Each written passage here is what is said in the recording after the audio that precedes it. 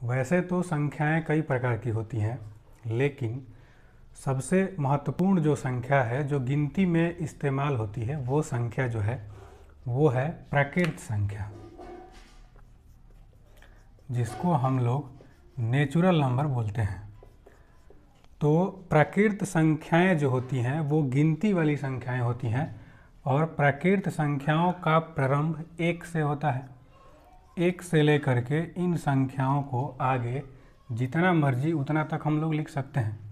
तो ये संख्याएं 1 से प्रारंभ होती है और अनगिनत तक लिखी जाती हैं। 1 के बाद या 1 से जो भी संख्याएं लिखी जाती हैं वो सारी संख्याएं प्राकृत संख्याएं होती हैं। इसमें प्राकृत संख्या का अधिकतम मान कोई पूछे कि सबसे बड़ा प्राकृत संख्या कौन सी हो सकती है, तो उसको फाइंड करना यहाँ पे नामुमकिन है। लेकिन प्राकृत संख्या में जो सबसे छोटी संख्या होती है वो होती है 1। अगली संख्या यहाँ पे है सम संख्या। तो सम संख्याएं जो हैं वो प्राकृत संख्या ही हैं, लेकिन वैसी प्राकृत संख्याएं जो 2 से विभाज्य है उसको हम लोग सम संख्या कहते हैं। इसको हम लोग इवन नंबर भी बोलते हैं। अब यहाँ पे जितनी प्राकृत संख्याएं हैं उनमें 2 से विभाज्य जो भी संख्याएं हैं या 2 के पहाड़े में जो जो संख्याएं आती हैं वो सारी संख्याएं सम संख्याएं मानी जाती हैं। जैसे 2, 4, 6, 8 और इसके आगे की भी अन्य संख्याएं जो 2 से विभाज्य हों उनको हम सम संख्या मान सकते हैं। अब यहाँ पे इसमें सबसे छोटी जो सम संख्या है वो तो 2 है, लेकिन सबसे बड़ी सम संख्या उसको हम गिन नहीं सकते या उसको हम लिख नहीं सकते। अगली जो संख्या है उसको कहते हैं विषम संख्या। तो विषम संख्याएं जो होती हैं वो प्राकृत संख्याओं में ऐसी संख्याएं होती हैं जो 2 से न कटे या जो 2 के पहाड़े में न आए, वैसी संख्याएं विषम संख्याएं कहलाती हैं। जैसे 1, 3, 5, 7, 9, 11, 13। इस प्रकार की जो भी संख्याएं हैं इसमें भी हम अनगिनत तक की संख्याओं को शामिल कर सकते हैं। तो यहाँ पे विषम संख्याएं जिसको हम लोग ओड नंबर्स भी बोलते हैं वो 1 से प्रारंभ होती है और अनगिनत तक लिखी जाती है। लेकिन इसकी मुख्य विशेषताएं ये होती है कि इसमें जो भी संख्याएं लिखी जाती हैं विषम संख्याओं में वो संख्याएं 2 से विभाज्य नहीं होती है। यहाँ पे अगली संख्या है पूर्ण संख्या, जिसको होल नंबर कहा जाता है। तो पूर्ण संख्याएं जो हैं वो ऐसी प्राकृत संख्याएं होती हैं जिनमें 0 को शामिल कर लिया जाए। जैसे यदि हम 0 से प्राकृत संख्याओं को लिखना स्टार्ट करें तो वो सारी संख्याएं जो होती हैं वो पूर्ण संख्या हो जाती हैं। कहने का तात्पर्य ये है कि जितनी प्राकृत संख्याएं हैं उनमें यदि हम 0 को भी शामिल कर लें तो वो सारी संख्याएं यहाँ पे पूर्ण संख्याएं होती हैं। मतलब 0 से प्रारंभ होने वाली सभी प्राकृत संख्याएं जो है वो पूर्ण संख्याएं मानी जाती हैं। तो यहाँ पे पूर्ण संख्याओं में सबसे छोटी पूर्ण संख्या जो है वो है इसमें 0, और सबसे बड़ी पूर्ण संख्या को हम लोग नहीं निकाल सकते। पूर्ण संख्या को अंग्रेजी में होल नंबर्स द्वारा, अंग्रेजी में इसको होल नंबर कहा जाता है। अगला है इसमें पूर्णांक संख्याएं। तो पूर्णांक संख्याएं वैसी संख्याएं होती हैं जो पूर्ण तो होती है, लेकिन इसमें वैसी पूर्ण संख्याएं जिसमें पॉजिटिव और नेगेटिव दोनों नंबर होते हैं। जैसे अब यहाँ पे पूर्ण संख्या में तो हम केवल पॉजिटिव नंबर को लिखे हैं, लेकिन यदि हम इन सब पूर्ण संख्याओं में नेगेटिव वाले नंबर को भी शामिल कर लें तो वो सारी संख्याएं पूर्णांक संख्याएं हो जाती हैं। कहने का तात्पर्य यह है कि 0 से छोटी जितनी भी संख्याएं हैं वो जो अनंत तक लिखी जाती हैं, यहाँ पे पीछे की ओर जितना मन उतना लिखा जा सकता है, और इसके बाद की जो सारी संख्याएं हैं वो सब मिला करके एक तरह से पूर्णांक संख्याएं कहलाती हैं। तो यहाँ पे पूर्णांक संख्याओं में 0 भी शामिल होता है और नेगेटिव वाले जितने मान होते हैं वो सारे इसमें शामिल होते हैं, पॉजिटिव वाले मान भी इसमें शामिल होते हैं। अब इसमें पूर्णांक संख्याएं जो होती हैं उसकी मुख्य विशेषता ये होती है कि कोई सबसे छोटी पूर्णांक संख्या को भी काउंट नहीं कर सकता और सबसे बड़ी पूर्णांक संख्या को भी कोई काउंट नहीं कर सकता, क्योंकि पूर्णांक संख्याएं जो है वो जितना छोटा लिखा जाए उतनी छोटी लिखी जा सकती है और जितना बड़ा लिखा जाए उतनी बड़ी लिखी जा सकती है। इसको अंग्रेजी में प्राइम नंबर कहा जाता है। अगला संख्या इसमें दिया है सह अभाज्य संख्या। या पहले हम लोग देख लेते हैं अभाज्य संख्या के बारे में।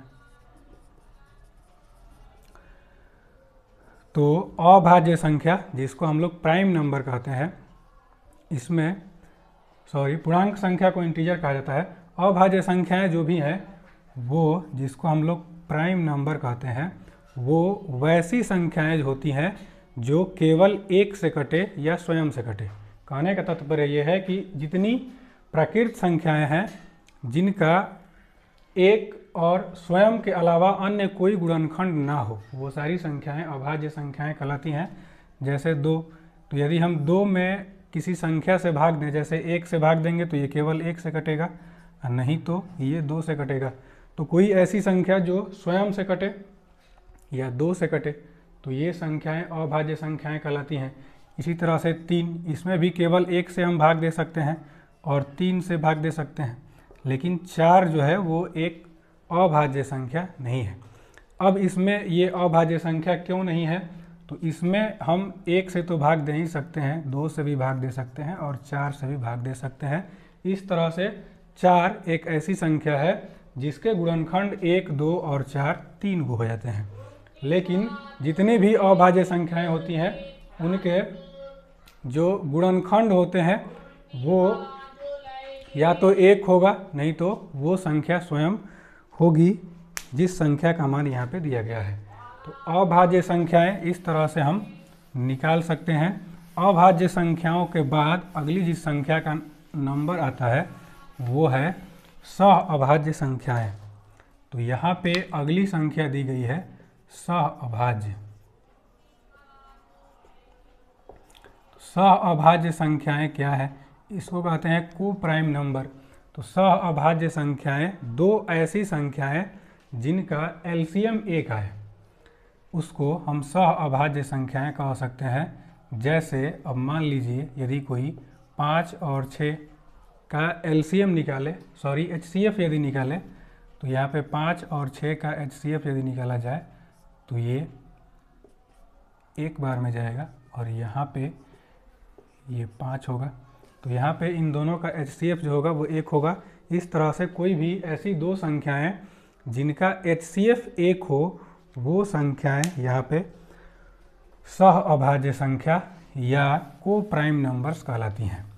अब इसमें एक चीज़ ध्यान रखना होता है कि बहुत सारी ऐसी संख्याएं हैं जो जैसे क्रम वाली जो भी संख्याएं हैं, मतलब एक संख्या के बाद की जो अगली संख्या होती है, यदि इन दोनों संख्याओं को आपस में लिया जाए तो ये सारी संख्याएं सह अभाज्य संख्याएं होती हैं। इसके अलावा भी अन्य संख्याएं होती हैं जो सह अभाज्य संख्या कही जा सकती है। इसके बाद अगला इसमें दिया है भाज्य संख्या। इसको कहते हैं डिविजिबल नंबर्स। तो भाज्य संख्याएं क्या है? तो भाज्य संख्याएं वे संख्याएं होती हैं जिनका एक और स्वयं के अलावा कोई अन्य गुणनखंड भी हो। जैसे यदि हम 6 को लेते हैं तो ये 1 से तो कट ही जाएगा, 6 से भी कटेगा, लेकिन साथ में ये 2 से भी कट जाएगा, 3 से भी कट जाएगा।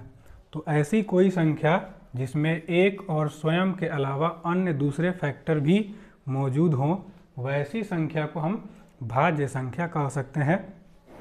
इसी तरह से अगला इसमें दिया हुआ है परिमेय संख्या,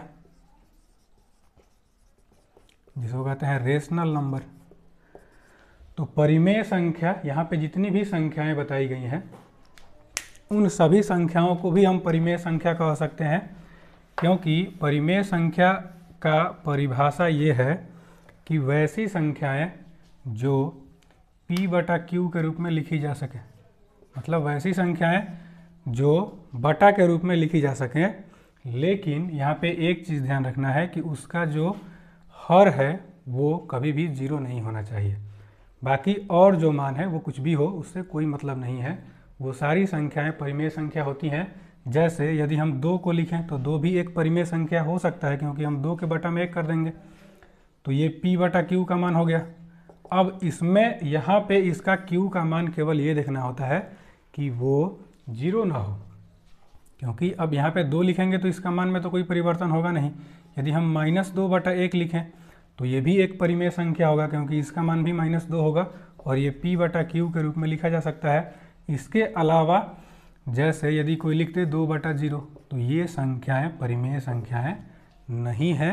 इस तरह से इसमें वैसी संख्याएं जो बटा के रूप में लिखी जा सके या इसमें पूर्ण संख्याएं जो हों, वो सारी संख्याएं या पूर्णांक संख्याएं, उन सभी संख्याओं को एक तरह से हम परिमेय संख्या कह सकते हैं। परिमेय संख्या को अंग्रेजी में रेशनल नंबर कहा जाता है। परिमेय संख्या में रूट के अंदर वाली भी संख्याएं आ सकती हैं या घनमूल वाली भी संख्याएं यहाँ पे आ सकती हैं, लेकिन ध्यान रखना ये होता है कि ऐसी संख्याएं जो पूर्ण वर्ग वाली संख्या हो। जैसे 4 का यदि हम वर्गमूल निकालें तो ये निकल जाएगा, 2 होगा। लेकिन यदि हम √3 को कहें तो ये एक परिमेय संख्या नहीं है, क्योंकि इसका एग्जैक्ट मान निकालना संभव नहीं है। अब इस तरह से रूट वाली भी वैसी संख्याएं जिनका वर्गमूल हो, वो सारी संख्याएं परिमेय संख्याएं कही जा सकती हैं।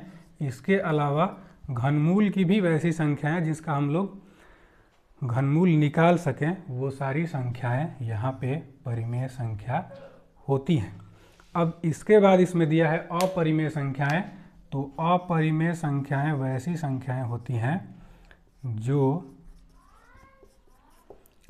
रूट के अंदर हो लेकिन उसका वर्गमूल नहीं निकाला जा सकता।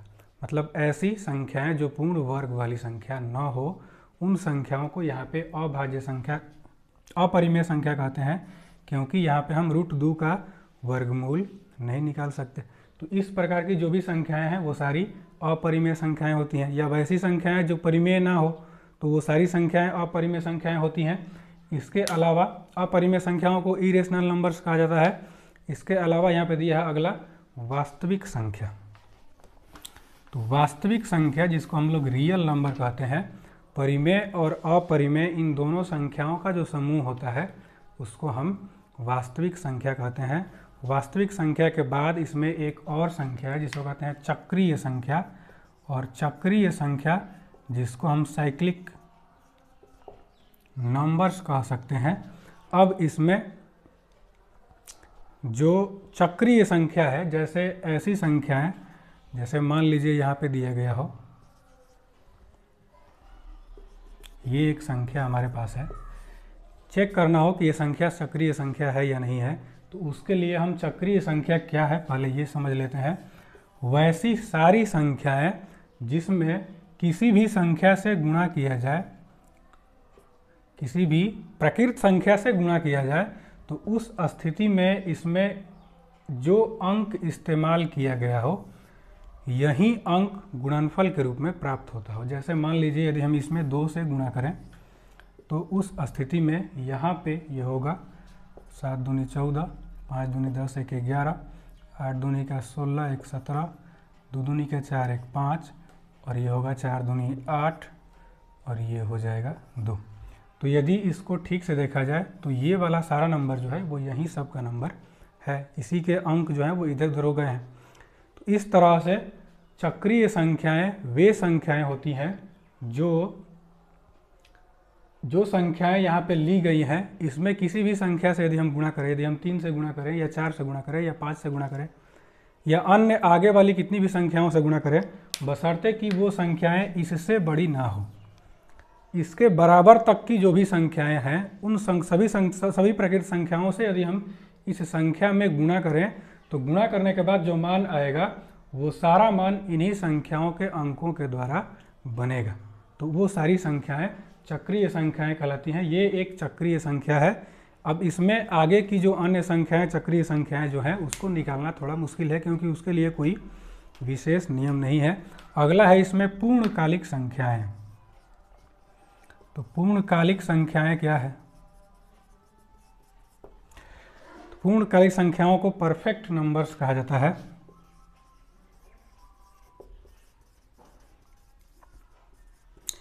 तो जो भी पूर्णकालिक संख्याएं होती हैं वो वैसी संख्याएं होती हैं, जैसे मान के चलिए हम एक संख्या लिखते हैं 6, तो वैसी संख्याएं जिनके सभी गुणनखंडों के योग इस संख्या के बराबर हों, वो सभी संख्याएं पूर्वकालिक संख्या कहलाती है। जैसे यदि हम 6 के सारे गुणनखंडों को लिखें तो 6 यहाँ पे 1 से भी कटता है, 2 से भी कटता है, 3 से भी कटता है, 4 से नहीं कटता है, 6 से भी कटता है। तो यहाँ पे इस नंबर को हटा देना है, ये वाला इसी का अंक जो है, मतलब इसका जो फैक्टर है वो नहीं लेना है। बाकी और जो भी इसमें गुणनखंड है उसको हम जोड़ते हैं और जोड़ने के बाद इसका मान जो है वो 6 प्राप्त होता है।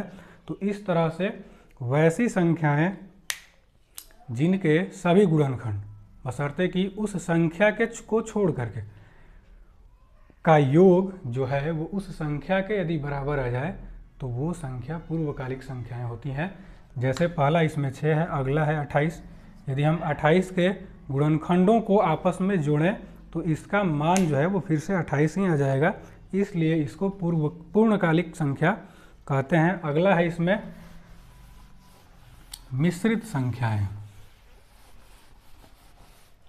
अब मिश्रित संख्याएं क्या है? मिश्रित संख्याओं में इसको हम अंग्रेजी में कहते हैं कॉम्प्लेक्स नंबर्स। तो मिश्रित संख्याएं वैसी संख्याएं